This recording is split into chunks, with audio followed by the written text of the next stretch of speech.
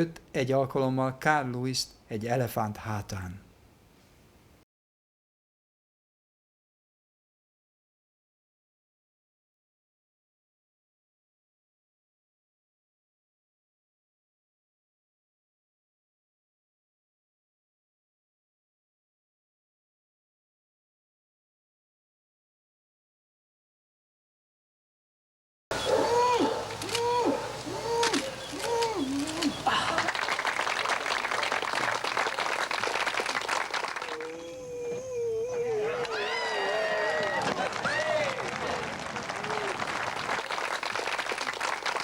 Sri Chinmoy, akit ekkor már világszerte a béke nagyköveteként ismertek, ugyanebben az évben elindította az Egység szívvel emelt fel a világot című programot, melyben olyan embereket emelt meg, akiknek emberiséget szolgáló munkásságuk hálával töltötte el.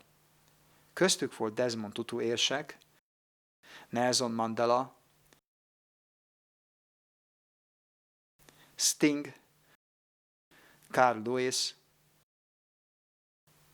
Mohamed Ali, Jesse Owens, Roberta Fleck, politikusok, művészek, közéleti személyiségek, gyerekek és átlagemberek, összesen több mint 8000 ember. If you get the strength from your prayer life, you are not going to quarrel. Here is the difference. If I get, from my physical, only by taking exercises, I can be aggressive, like a knife. If I have a knife and I am a wise man, then I shall cut a fruit and share with you. But if I am a fool, instead of offering you a piece of the fruit, I will try to stab you. So, but knife has the strength. But how we use it? How you use it. How you use it. Sri Chinmoynak volt egy álma egy váltófutásról, mely a békelángját hordozza keresztül a világ országain áthaladva.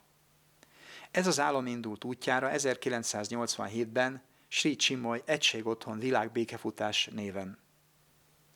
A láng már az első évben 43.452 kilométert, azaz 27.000 mérföldet tett meg, és 55 országon haladt keresztül. Útközben több ezer felnőttnek és gyereknek volt lehetősége vinni a békefákját, és minden alkalommal, amikor új ország földjére léptek, államfők és kormányhivatalok köszöntötték őket leveleikben.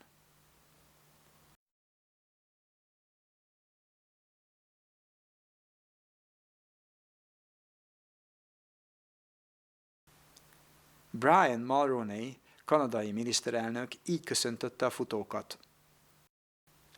Minden kanadai nevében örvendek, hogy országunk fővárosában köszönhetem Sri Chinmoy Egységotthon világbékefutását.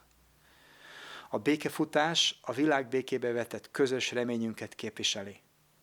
A futás már megtette útja felét, és a meglátogatott 55 ország mindegyikében újraélesztette a világbéke és a harmónia iránti vágyat. Az évek során a világbékefutás több mint 120 országra terjedt ki, és félmillió embert mozgatott meg.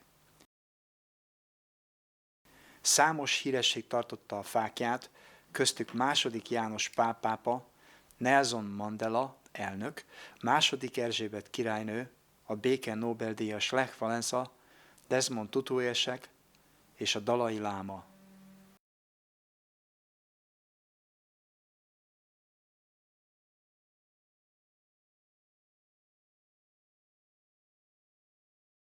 Lech Walesa.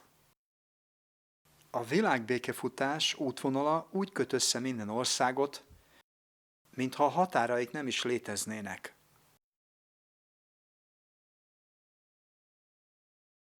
II. János Pál e szavakkal áldotta meg Sri Chinmoy Egységotthon világbékefutás fáklyáját. Köszönöm a világbékefutás futóinak, hogy a béke tanúságtételéül a világ utcáin keresztül hordozzák a fáklyát. You and I are two different beings, human beings, then our capacities will be very limited. But when we become one, inseparably one with the rest of the world, then unlimited things we can do. Do we all have, in other words, we all have this capacity. We all have the capacity, but only we need a life of discipline, and we have to practice it.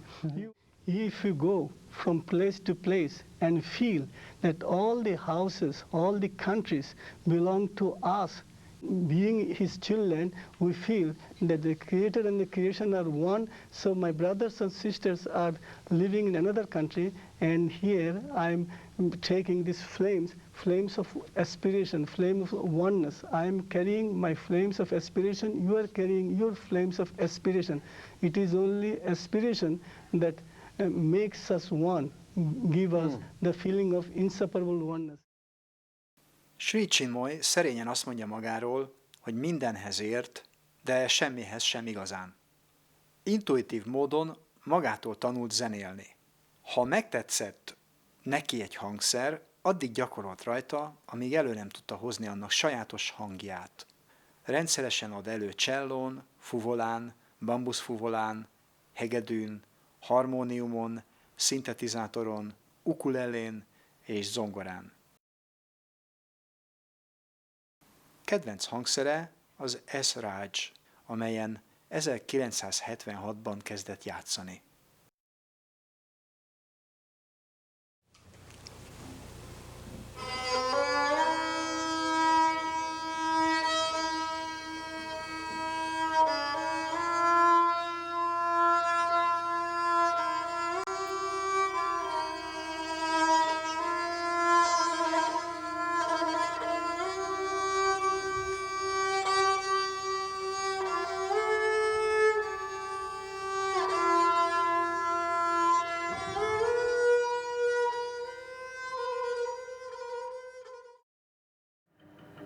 ...1984-ben kezdett világszerte békekoncerteket adni, melyek mindig ingyenesek voltak. Legnagyobb koncertjét az amerikai kontinensen 19 000 fős közönség előtt adta 2000-ben Montrealban. Legnagyobb európai koncertjén Prágában 15 000 ember vett részt. 2001-ben Svájcban tartott koncertjén pedig 170 hangszeren játszott.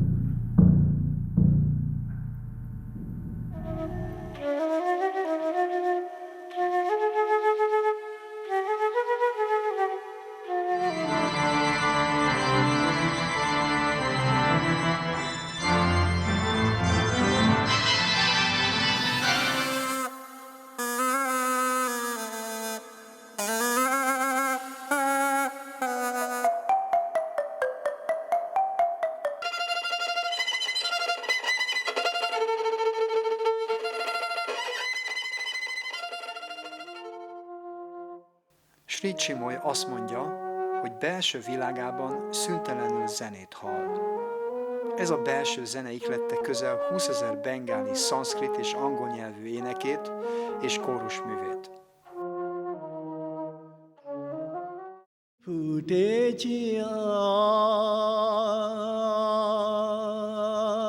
আগুন সুরে আমি যাবো, আমি যাবো, আমি যাবো, হৃদয় ফুলে লোভের বাঁধন, মুহির শাসন, দৈন্য জাতন, ভগ্ন স্বপন, লোভের বাঁধন মোহের শাসন. Utazásai során szinte mindenhol tartott koncertet, és több mint 560 személy tisztelt meg azzal, hogy külön dalt írt nekik. Ezek az emberek az élet különböző területeit képviselték, de közös bennük, hogy valami jelentős dolgot tettek világunk jobbításáért. Ugyanakkor számtalan országhoz írt dalt, melyek az ő különleges ajándékai a különböző népek számára, és az adott országra jellemző különleges spirituális tulajdonságra mutatnak rá. Legfontosabbak talán mégis azok a dalai, amelyeket az emberiség nagy szellemi vezetőihez komponált. Krishna, Buddha, a megváltó Krisztus, és még számos magas szintű szellemiség felé fejezte ki háláját és alázatát ezen a módon. A Sri Chinmoy Bhajan Singers néven 1982-ben a mester tanítványaiból alakult különleges hangszeres csoport az istennőknek és isteneknek szentelt bhajánjait adja elő.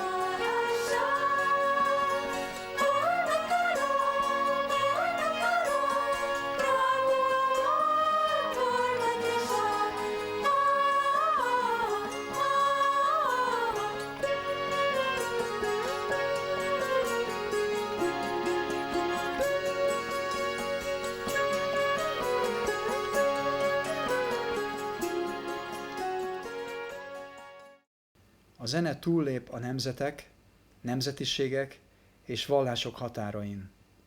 Az egyetemes egység érzése a zenén keresztül elérhető egy szempillantás alatt.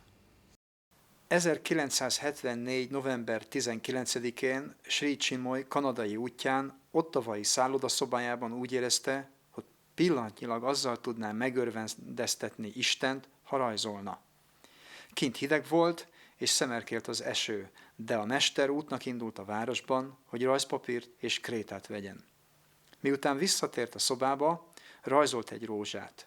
Így kezdődött Sri Chinmoy utazása a képzőművészet világába. Sajátos művészetét Jarna Kalának nevezte el, ami bengáli nyelven forrásművészetet jelent. Ez a művészet szökőkútként tör fel a teremtés forrásából. A forrás valami olyan, ami spontán tör elő, mindenféle külső nyomás nélkül, belülről. Könnyű, erőfeszítés nélküli. Valami állandóan felszínre tör bennem, végtelen ihletéssel és végtelen elkötelezett szolgálatfénnyel. Ezért fakadnak festményeim spontán és folyamatosan belülről.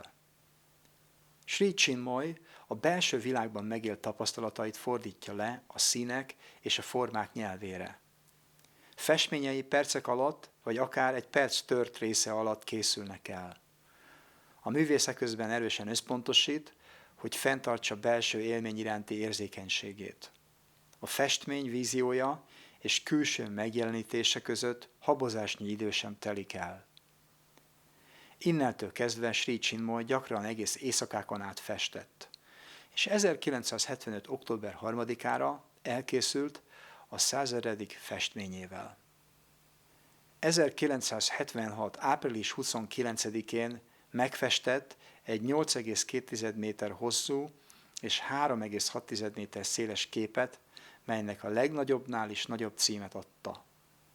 Henry Geldzahler, a New York-i Metropolitan Museum 20. századi művészeti gyűjteményének igazgatója így nyilatkozott a műről. Bámulatos. Egy egész univerzum összetömörítve. A mester festményeiből az évtizedek során több mint 100 kiállítást rendeztek. Nagyon nehéz a minőséget igazán megítélni.